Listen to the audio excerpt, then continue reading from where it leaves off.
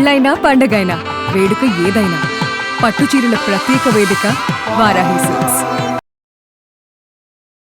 August 12 అంటే ఈ నెల 12వ తారీఖున ఒక సూర్యగ్రహణం ఏర్పడబోతుంది. అయితే అది అసలు ఎక్కడ ఏర్పడబోతుంది, ఎవరెవరికి ఇబ్బందులు ఉంటాయి, ఏ రాసుల వారికి ప్రభావం ఉంటుంది, అసలు మన భారతదేశంలో కనిపిస్తుందా కనిపించదా, కనిపిస్తే ఏంటి పరిస్థితి, కనిపించకపోతే ఎలాంటి ప్రభావం పడుతుంది, ప్రపంచవ్యాప్తంగా ఎలాంటి ప్రభావం ఉంటుంది, ఇవన్నీ డీటెయిల్డ్గా మనం ఇప్పుడు ప్రముఖ పండితులు నందిపట్ల శ్రీహరి శర్మ గారిని అడిగి వివరంగా తెలుసుకుందాం. గురుగారు నమస్తే. వాగర్థవివ సంపృక్తౌ వాగర్థ ప్రతిపత్తయే జగతః పితరౌ వందే పార్వతీ పరమేశ్వరౌ ఆదిత్యాయ చ సోమాయ మంగళాయ బుధాయ చ గురు శుక్ర శనిభ్యశ్చ రాహవే కేతవే నమః. శృంగేరి జగద్గురు పీఠాధిపతులకి కంచి పీఠాధిపతులకి నమస్కారములు తెలియజేసుకుంటూ కార్యక్రమాన్ని ప్రారంభిద్దాం.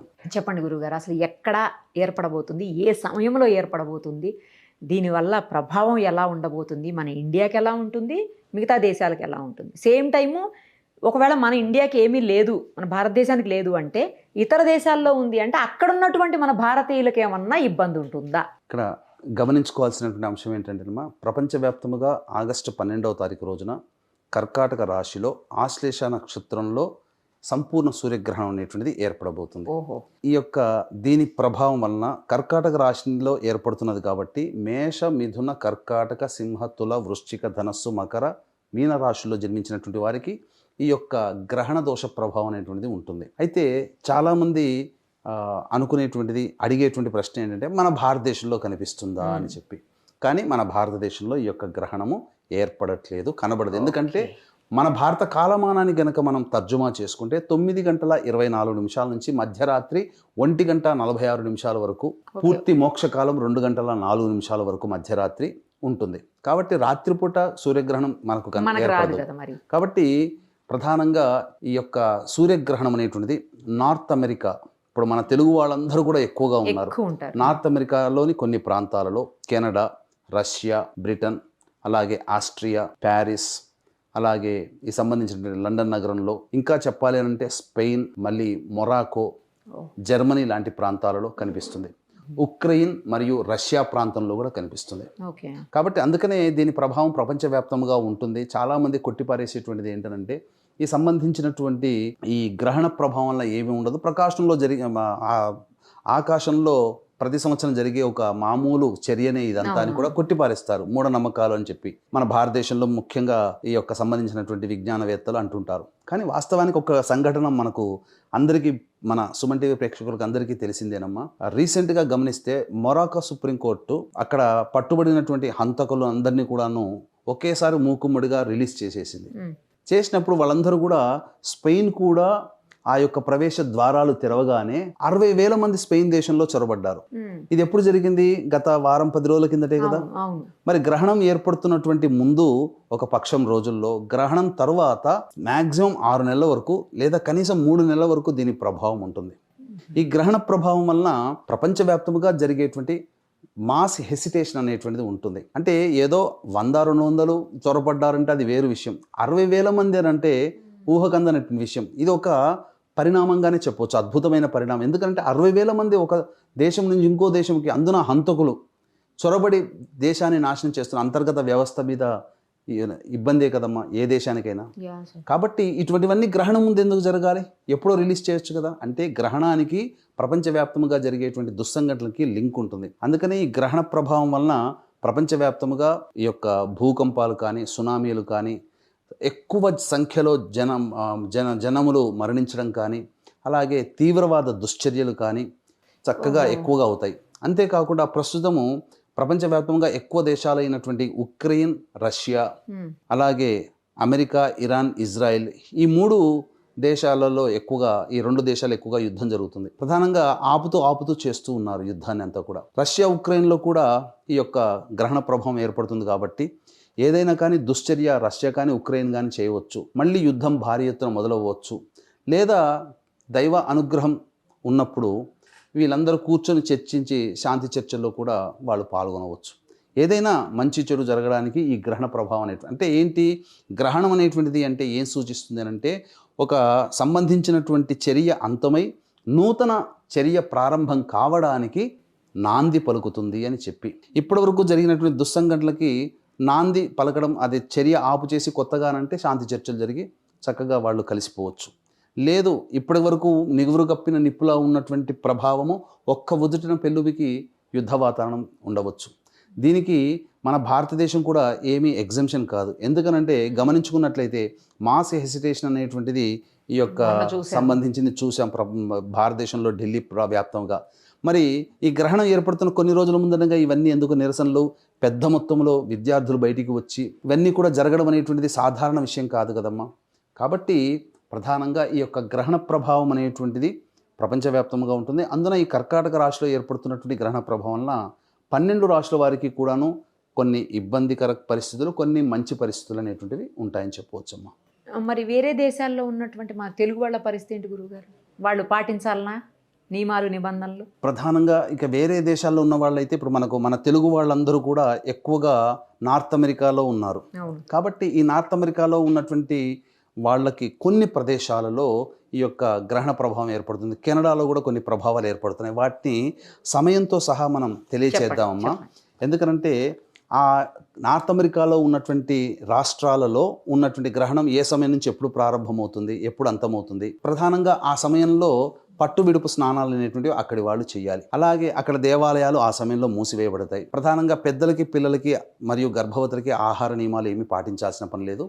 కానీ మిగతా వాళ్ళందరూ కూడా ఆ సమయంలో భోజనం చేయకపోవడమే మంచిది. ప్రధానంగా మధ్యాహ్న సమయంలో కొన్ని చోట్ల, ఉదయం సమయంలో కొన్ని చోట్ల ఏర్పడుతున్నటువంటి గ్రహణ ప్రభావం వలన శ్రాద్ధాది కార్యక్రమాలు పెట్టుకునేటువంటి వాళ్ళు మధ్యాహ్నం కనుక ఉండేటట్టయితే మరుసటి గ్రహణం అయిపోయిన తర్వాత పెట్టుకోవాలి. ఉదయం పూట గ్రహణం వచ్చినటువంటి వాళ్ళు ఎలాగో 11 తర్వాత గ్రహణం పోతుంది కాబట్టి అప్పుడు శ్రాద్ధాది కార్యక్రమాలు చేసుకోవచ్చు.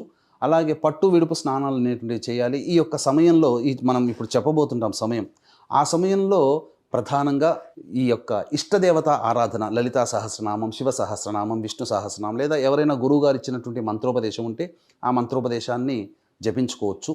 తదనంతరం ఆ యొక్క ఇంట్లో నిల్వ ఉంచినటువంటి పదార్థాల్లో నీటిలో దర్భపుల్లలు లేదా గరికపోచలు ఉంచి ఆ యొక్క మొత్తం ఇంటి కిటికీలు కానీ అన్నీ కూడా మూసివేయబడితే గ్రహణ ప్రభావంలో ఏమవుతుందనంటే ప్రధానంగా అంతరిక్షం నుంచి విశేషముగా కొన్ని విషవాయువులు భూమి మీద ప్రసరిస్తాయి. అది ఇంట్లోకి రాకుండా ఉండాలనే పూర్వకాలంలో అన్నీ మూసేసేవాళ్ళు. దేవాలయాలు ఎందుకు మూసేవాళ్ళు అంటే విగ్రహాలు చెడిపోతాయని చెప్పి, విగ్రహాల్లో పగుళ్ళు వస్తాయి ఆ విషవాయువులకి, అందుకని మూసివేస్తారు.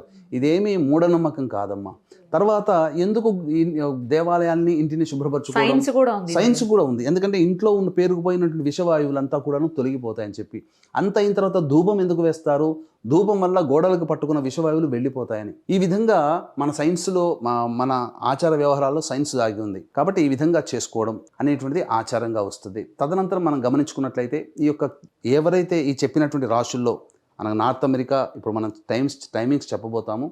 ఈ నార్త్ అమెరికాలో, కెనడాలో, రష్యా మరియు ప్యారిస్లో, అలాగే లండన్ నగరంలో ఉన్న తెలుగు వాళ్ళందరూ కూడా ఆ సంబంధించినటువంటి విడుపు స్నానం అయిన తర్వాత తెల్లవారి దగ్గరలోని శివాలయాన్ని కానీ ఏదైనా దేవాలయానికి చేరుకొని అర్చనాభిషేకాదులు జరిపించి సూర్యబింబము, సర్పబింబము, గోధుమలు, బియ్యము మరియు ఈ సంబంధించినటువంటి ఉలువలు, మినుములు దానము చేస్తే చాలా మంచిదమ్మా. ఆ గ్రహణ దోష నివారణ అనేటువంటిది జరుగుతుంది. బ్రాహ్మణుడికి స్వయం పగదానం చేస్తే ఇంకా మంచిది. కాబట్టి ఇక సంబంధించినటువంటి ఏ ప్రాంతంలో, నార్త్ అమెరికా మరియు కెనడాలో ఏ ప్రాంతంలో ఏ సమయంలో ఈ గ్రహణ ప్రభావం కనిపిస్తుంది విజిబుల్గా అనేటువంటిది తెలియజేస్తాను. ఆ సమయానికి నియమాన్ని పాటిస్తే చాలు. అలాగే వీక్షించేటువంటి ప్రేక్షకులు కూడా ఈ యొక్క 12వ తారీఖు రోజున ఏర్పడుతున్నటువంటి గ్రహణ ప్రభావము కర్కాటక రాశిలో ఆశ్లేష నక్షత్రంలో ఉంది కాబట్టి మేష, మిథున, కర్కాటక, సింహ, తుల, వృశ్చిక, ధనస్సు, మకర, మీన రాశిలో జన్మించినటువంటి వారికి గ్రహణ ప్రభావం ఉంటుంది. కావున ఈ రాశిలో జన్మించిన వారికి గ్రహణ దోష నివారణార్థమై కుక్కి సుబ్రహ్మణ్య క్షేత్రములో ఈ యొక్క గ్రహణ దోష నివారణ పూజలు, హోమాలు, కుజగ్రహ ప్రభావం వలన విద్యలో, ఉద్యోగంలో, దాంపత్య విషయంలో, సంతాన విషయంలో, వివాహ విషయంలో, రాణి బాకీలు, అలాగే రుణ బాధల విషయంలో, కోర్టు సమస్యలు, శత్రు సమస్యలు, సంతాన పరంగా ముఖ్యంగా సమస్యలు, కాలసర్పదోష నివారణ, ఇవన్నీ కూడా సంబంధించినటువంటి కుజగ్రహ ప్రభావంలో జరుగుతాయి. కాలసర్పదోషాలు, సర్పదోషాలు. కుజునికి అధిష్టాన క్షేత్రమైనటువంటి కుక్కి సుబ్రహ్మణ్య క్షేత్రంలో ఈ చెప్పినటువంటి దోషాల నివారణకి ఆయా దోష నివారణ పూజలు, హోమాలు, అలాగే ప్రస్తుతం శని వక్రీకరించినటువంటి కారణం చేత 12 రాష్ట్రాల వారికి కూడాను సమస్యాత్మకంగా ఉంది కాబట్టి శని దోష నివారణ పూజలు, హోమాలు జరిపించి పూజ చేసిన కరంగలి మాల ఇవ్వడం జరుగుతుంది. అవకాశం ఉన్నటువంటి వాళ్ళు 12వ తారీఖు రాత్రి 8 గంటల లోపల స్క్రీన్పై కనిపిస్తున్న నెంబర్కి కాంటాక్ట్ చేసి గోత్రనామాదులు నమోదు చేసుకోవచ్చు. రైట్ గురుగారు, ఇప్పుడు టైమింగ్స్ చెప్తానన్నారు కదా, టైమింగ్స్ చెప్పండి ఒకసారి. ప్రధానంగా యుఎస్ఏలో కనుక చూసుకుంటే అలస్కా ఉదయం 7:36 AM నుంచి 9:09 AM వరకు. బ్యాంగో మైనే 12:54 PM నుంచి 2:49 PM వరకు. బోస్టన్ 1:01 PM నుంచి 2:46 PM వరకు. డెట్రాయిట్ మిచిగాన్ 1:03 PM నుంచి 2:08 PM వరకు. న్యూయార్క్ 1:07 PM నుంచి 2:38 PM వరకు. ఫిలడెల్ఫియా పెన్సిల్వేనియా 1:11 PM నుంచి 2:35 PM వరకు. పోర్ట్లాండ్ 1:17 PM నుంచి 2:27 PM. ఎడ్మంటన్ కెనడా 1:58 PM నుంచి 3:58 PM వరకు. లండన్ యూకే 6:17 PM నుంచి 8:06 PM వరకు. మాంట్రియల్ కెనడా 12:50 PM నుంచి 2:38 PM వరకు. సెయింట్ జాన్స్ కెనడా 2:28 PM నుంచి 4:37 PM వరకు. టొరంటో కెనడా 12:55 PM నుంచి 2:23 PM వరకు. విన్నిపెగ్ కెనడా 11:25 PM నుంచి 12:45 PM వరకు. వాషింగ్టన్ DC 1:17 PM నుంచి 2:27 PM వరకు. న్యూయార్క్ నగరంలో 1:07 PM నుంచి 2:38 PM వరకు ఈ యొక్క సంబంధించినటువంటి గ్రహణ సమయం అనేటువంటిది ప్రారంభము మరియు సమాప్తం ఉండేటువంటి సమయం. కాబట్టి ఈ సమయంలో పట్టు విడుపు స్నానాలు అలాగే సంబంధించి పూజ ఆరాధన నియమాలు పాటించవచ్చమ్మా. గురుగారు నాకు చిన్న డౌటు, అంటే గ్రహణం అనే వచ్చింది కాబట్టి అడుగుతున్నాను. ఇప్పుడు గ్రహణం సమయంలో, గ్రహణం నడుస్తున్న సమయంలో, అది ఏ గ్రహణం, చంద్రగ్రహణం కావచ్చు, సూర్యగ్రహణం, చంద్రగ్రహణాలు కూడా ఒక్కోసారి 4ంటికి 5ంటికి స్టార్ట్ అయిపోతాయి. అవును. సూర్యగ్రహణాలు ఉదయంలో ఏ టైంలో అయినా స్టార్ట్ అవుతాయి, తెలియదు మనకి డేలో. సో అలాంటప్పుడు ఎవరైనా చనిపోతే చనిపోయిన వాళ్ళకి ఆ దహన సంస్కారాలు, ఆ కార్యక్రమాలు అలాంటివి చేయొచ్చా, చేయకూడదా? గ్రహణం అయిన తర్వాత చేయవచ్చునమ్మా, తప్పులేదు. గ్రహణ సమయంలో జన్మించిన అది దోషమే. కాబట్టి ఈ గ్రహణ దోష నివారణకి సంబంధించి శనివాలి పూజలు అనేటువంటివి చేయిస్తారు. హోమం అనేటువంటిది ఉంటుంది గ్రహణ సందర్భం. అనగా వర్జము దుర్ముహూర్తంలో జన్మించిన, ఇటువంటి గ్రహణ సమయంలో జన్మించిన అది దోషప్రదముగా భావిస్తారు. కాబట్టి దానికి సంబంధించినటువంటిది జాతాశౌచము, మృతాశౌచములో భాగంగా ఈ యొక్క పూజా హోమాది కార్యక్రమాలు అనేటువంటివి చక్కటి శాస్త్రీయమైనటువంటి పండితుల చేత చేయించుకోవాలి. గ్రహణ సమయంలో మరణించడం అనేటువంటిది దోషప్రదం కాబట్టి తదనంతరం ఆ యొక్క సంబంధించినటువంటి గృహాన్ని కొన్ని నెలల పాటు విసర్జించడం అనేటువంటిది ఆ భాగంగా ఏర్పడుతుందమ్మా. మరి ఎవరికైనా హెల్త్ బాగాలేదు గురువుగారు, సపోజ్ ఏ యాక్సిడెంట్ లాంటిదో అయ్యిందనుకోండి, వాళ్ళకి ఎమర్జెన్సీగా సర్జరీ చేయాల్సిన అవసరం ఉంటుంది.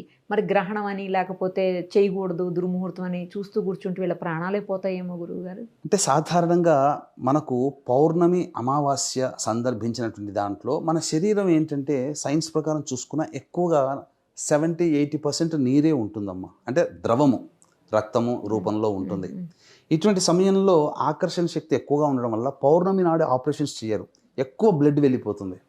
ఆపరేషన్ చేసేటప్పుడు డాక్టర్లు చేసేటువంటిది ఏంటంటే బ్లడ్ అనేది ఎక్కువగా పోకుండా ఆపరేషన్ చేయాలి అప్పుడే. అందుకనే ప్రధానంగా ఈ సంబంధించినటువంటి అష్టమి తిథి నుంచి, శుక్లపక్ష అష్టమి తిథి నుంచి బహుళపక్ష అష్టమి వరకు కూడా చంద్రుడు చాలా బలంగా ఉంటాడు. అందుకని ఎక్కువగా బ్లడ్ ఫ్లో అనేటువంటి వాటర్ ఫ్లో ఎక్కువగా ఆకర్షిస్తాడు. అందుకనే ఉంటుంది. అమావాస్య సందర్భంగా తక్కువగానే ఉంటుంది, చేసుకోవచ్చునమ్మా. కాకపోతే గ్రహణ సమయంలో ఎమర్జెన్సీ అంటే ఇంకా తప్పదు, ఎందుకంటే ఆరోగ్యానికి మించినటువంటిది ఇంకేమీ లేదు. ఇలా చెప్పుకుంటూ కూర్చుంటుంటే చాలా ఇబ్బందులు ఎదుర్కోవాల్సి వస్తుంది. కాబట్టి చేసుకోవచ్చునమ్మా, తప్పేమీ లేదు. సో ఇప్పుడు విదేశాల్లో ఉన్న వాళ్ళు కూడా అయితే పాటిస్తే మంచిది. పాటించాలి కూడా, ఎందుకంటే మన నార్త్ అమెరికాలో చెప్పిన టైమింగ్స్ లో ఏర్పడుతుంది. మన భారతదేశంలో ఆచార నియమాలు పాటించాల్సిన అవసరం లేదు. కానీ ఈ చెప్పిన రాశిలో వాళ్ళకి మాత్రం ఇబ్బందికర పరిస్థితులు ఎదురవుతాయి. అయితే ఇబ్బందికర పరిస్థితులు ఎదురవుతాయనంటే చాలా మంది ఏంటంటే శాస్త్రంలో భయపెడుతున్నారు అని అంటారు. ఏమీ భయపడాల్సిన పని లేదమ్మా, జాగ్రత్త కోసం చెప్తున్నారు అనుకో. అంటే ఏమవుతుందనంటే పెనం మించి పొయ్యిలో పడ్డట్టు కాదమ్మా. ఇప్పుడు మీకు చెప్పాలంటే ఈ గ్రహణ ప్రభావం ఇప్పుడు మనకు కర్కాటక రాశిలో ఏర్పడుతుంది ఆశ్లేష నక్షత్రం. కాబట్టి ఆయా ప్రాంతంలో అనగా ఇప్పుడు ఏదైతే మనం చెప్పినటువంటి టైమింగ్స్ ఉన్న ప్రదేశాలు ఉన్నాయో ఆయా దేశాల్లో ఆశ్లేష, రేవతి, జ్యేష్ఠ నక్షత్రం వాళ్ళు చూడకూడదు. ఈ చెప్పిన రాశిలో వాళ్ళు చూడకూడదు. ఓకే, ప్రధానంగా ఆశ్లేష, రేవతి, జ్యేష్ఠ నక్షత్రం వాళ్ళకి దోషప్రదము. అయితే ఇక్కడ మన భారతదేశంలో ఉన్నటువంటి వాళ్ళు ఎక్కువగా దీన్ని నమ్ముతారు, పాటిస్తారు. కాబట్టి అంటే ప్రపంచవ్యాప్తంగా జరిగేటువంటిదే. ఎంతోమంది వాళ్ళ యొక్క అనుభవం అయితే తప్ప తెలియదు. కాకపోతే ఇక్కడ ఏం జరుగుతుంది, సహజంగా వ్యాపారస్తులు ఉంటారు. ఈ చెప్పిన రాశుల్లో ఏదైనా ఒక రాశి వాళ్ళకి బాగోలేదని చెప్పినప్పుడు వాళ్ళ వ్యాపార వ్యవహారాల్లో సాధారణంగా ఎప్పుడైనా 50 రూపాయలు నష్టం వచ్చే రోజు ఉందనుకోండి, ఈ యొక్క గ్రహణ ప్రభావంలో 2-3 నెలల వరకు 50 నుంచి 75 రూపాయలు నష్టం వస్తుంది. అంటే కొద్దిగా అధికంగా ఉంటుంది. దెబ్బ తగిలే అవకాశం ఉంది, చిన్న దెబ్బ, లేదా ఒక వ్యక్తి చేత మాటలు పడడం అనేటువంటిది సహజంగా ఉన్నదనుకోండి, ఈ గ్రహణ ప్రభావంలో ఆ రాశిలో జన్మించిన వాళ్ళకి పలువురితో ఎక్కువగా మాటలు పడడం, ఓకే, అవమానాలు ఎక్కువ. ఎక్కువ అవడం, చిన్నదానికంటే కొద్దిగా ఎక్కువగా అవుతుంది. దీని ప్రభావము ఒక 3 నెలల వరకు దీని యొక్క ప్రభావం ఉంటుంది. కాబట్టి దేవతానుగ్రహాన్ని పొందితే ఆ దోషం తొలగిపోతుందమ్మా, ఇబ్బంది పడాల్సిన అవసరం లేదు. అందుకనే కదా దగ్గరలోని ఈ చెప్పిన రాశి వాళ్ళు మన భారతదేశంలో కనిపించకపోయినా ఈ మేష, మిథున, కర్కాటక, సింహ, తుల, వృశ్చిక, ధనస్సు, మకర, మీన రాశిలో జన్మించిన వారు ఎవరైతే ఉంటారో మన భారతదేశంలో ఉన్న వాళ్ళైనా కానీ ఈ యొక్క 13వ తారీఖు రోజున చక్కగా దేవాలయానికి చేరుకొని చక్కగా ఈశ్వరునికి నవగ్రహాల చుట్టూ శివాయ నమః అంటూ 27 ప్రదక్షిణలు చేసి ఈశ్వరునికి అభిషేకము, అర్చన జరిపించుకోండి. చాలు, సకల దోషాలు తొలగిపోతాయి. ఇంకా ఏ ఇబ్బంది పడాల్సిన అవసరం లేదు. లేదండి, ఇంకా చెప్పాలి అని అంటే ఈ యొక్క రాత్రి 9:24 నిమిషాల నుంచి మధ్యరాత్రి 1:46, మ్యాక్సిమం 2:04 వరకు ఉంది కదా.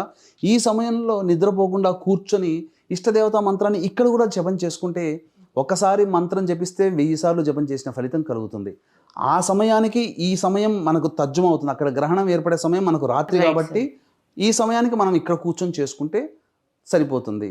లేదు ఇంకా చెప్పాలి అని అంటే ఇంకా మంత్రపూర్వకంగా చేయించుకోవాలంటే కుక్కి సుబ్రహ్మణ్య క్షేత్రంలో ఈ చెప్పినటువంటి రాశుల వాళ్ళకి మన పీఠం ఆధ్వర్యంలో ఎలాగో జరుగుతున్నాయి. 12వ తారీఖు రాత్రి 8 గంటల లోపల నమోదు చేసుకోవచ్చు. రైట్ గురుగారు, థ్యాంక్ యూ సో మచ్. సర్వం శ్రీ ఉమామహేశ్వర పరబ్రహ్మార్పణమస్తు.